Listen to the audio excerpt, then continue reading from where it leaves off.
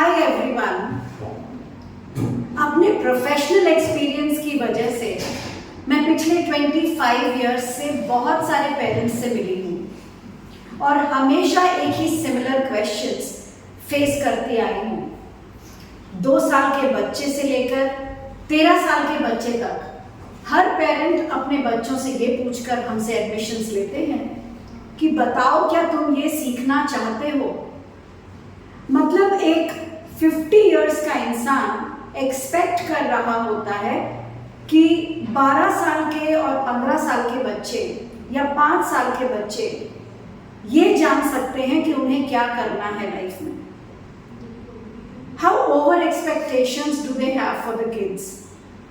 वो बच्चों के बारे में कितना क्लैरिटी से और कॉन्फिडेंटली बोलते हैं कि भाई आजकल के बच्चे इतने मैच्योर हैं और इतनी क्लैरिटी है उनके अंदर कि उन्हें क्या सीखना है क्या नहीं करना है ये उन्हें बिल्कुल मालूम है। अपने बच्चों के बारे में तो आप बहुत कॉन्फिडेंट हैं, मगर क्या यही कॉन्फिडेंस आपके अंदर खुद के लिए है? मैं अगर ये सवाल आपसे पूछूं, what is the purpose of your life? आप जिंदगी में क्यों आए हैं और आपको क्या सीखना है? मुझे ऐसा लगता है कि 80 to 85% of the complete population will stammer. They don't know the purpose of their life. वो तो बस जी रहे हैं, अपना सुबह उठते हैं, दिन भर की दिनचर्या करते हैं, रात होती है, थोड़ा एंजॉय करते हैं और सो जाते हैं। मतलब उनके लिए पर्पस ऑफ लाइफ सिर्फ रोटी कपड़ा और मकान ही है। But was this the lesson for which they have taken birth? क्या हमने इस जीवन में आने का उद्देश्य सिर्फ रोटी कपड़ा और मकान ही रखा था, या जो हमारा उद्देश्य था वो हम खुद ही भूल गए हैं?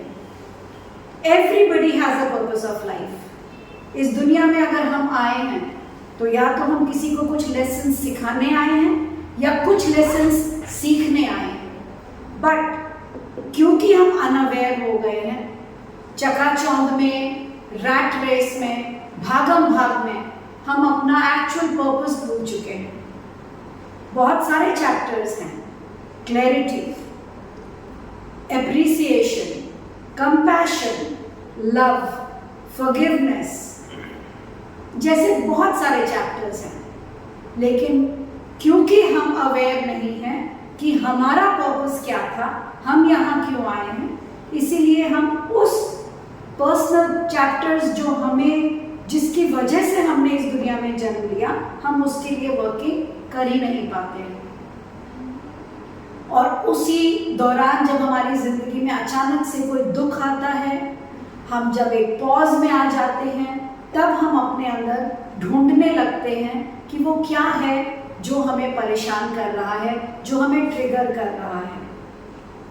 कोविड का समय, वे 2 साल जो हम लोगों ने घर के अंदर अपने आप को बंद किया था, वो वाकई एक टर्निंग पॉइंट था बहुत सारे लोगों के लिए। बंद घर में काम बंद होने की वजह से उनका दिमाग भी बाहर के शोर शराबे से बंद हो चुका था।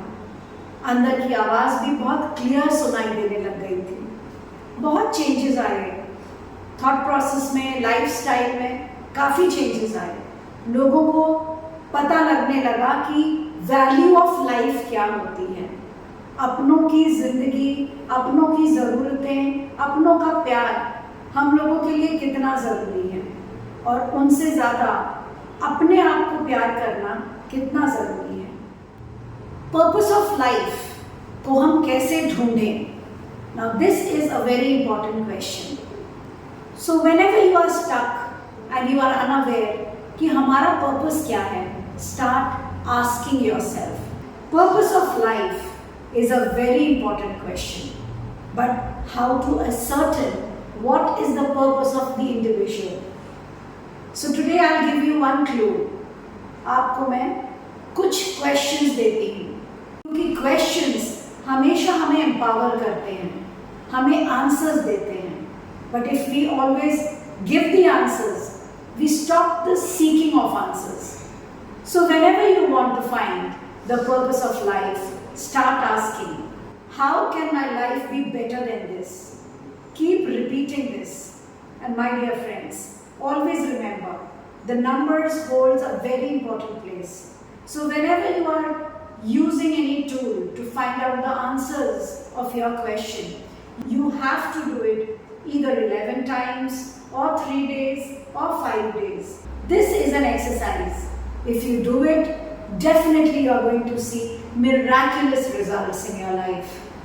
So the main question that we should ask each and every day, which is going to give you an insight and a clarity for what you have come on this earth for, is how can life be better than this?